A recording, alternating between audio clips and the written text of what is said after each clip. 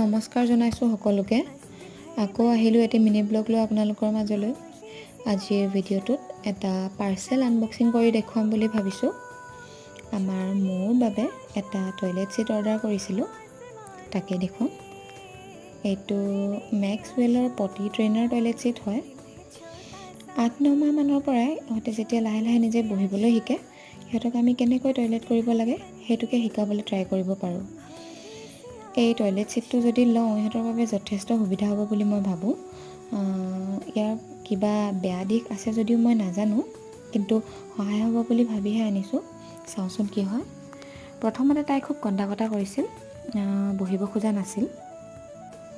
লাহে লাহে ঠিক হ'ল বাৰু, বহিলে। তাকে দেখুৱালোঁ আজি। আশা কৰোঁ সকলো ভালেই থাকক, সুস্থ থাকক। আজিলৈ ইমানতে সামৰিছোঁ। ধন্যবাদ।